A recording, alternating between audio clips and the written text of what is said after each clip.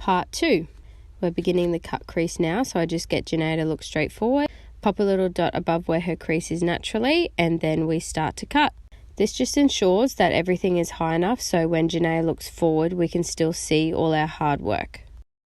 If you've made a little mistake, rather than taking your cut crease higher to cover it, take a little detailed brush with your darkest shadow on it and just pretty much erase your mistake. If you have the right kind of cut crease brush, all you'll need to do is stamping motions, and it's literally as easy as that. The brush I use is the Royal & Langnickel Moderna brush. It's the Half Moon. They have lots of different sizes, but I'm pretty sure this is the biggest one. I would say it's between the number 10 and 12, so if you go to look up the brush, you'll know what I'm talking about. Once I'm happy with how everything's looking, I take a clean synthetic brush and tap over the cut crease. This will just pick up any excess product that isn't needed, and I also use this to blend out that outer corner. This is a waterproof product, so I take off as much as I can off the lash extensions before it has time to set. Now moving on to the outer corner, I'm using all the same steps as we did with our lid blend. Taking our lightest brown, then going in with our middle brown, and then our deepest brown, and just going back and forth between all three brushes.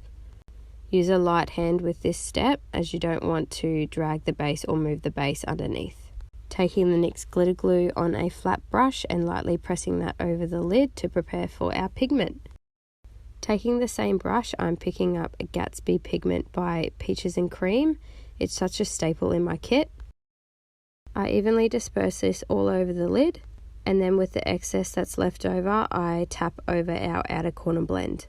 Now moving on to wing liner, I draw a line along the lash line, and then draw a line straight out with Janae's eyes looking straight forward. This will make sure we've got the placement in the perfect spot, and then I connect up both of our lines from the outer corner down to the lash line.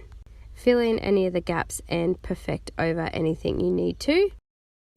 I always like to stand directly in front of my client with their eyes open, just so I can make sure it's as symmetrical as possible. Coating the lashes in some black eyeshadow so they can be as matte and as black as possible. Then to avoid anything falling out onto the face later on, I take a spoolie and pretty much flick off all the excess product that doesn't need to be on there.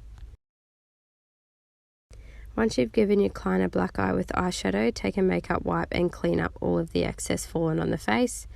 Clean up the edges of your wing and join me for part 3.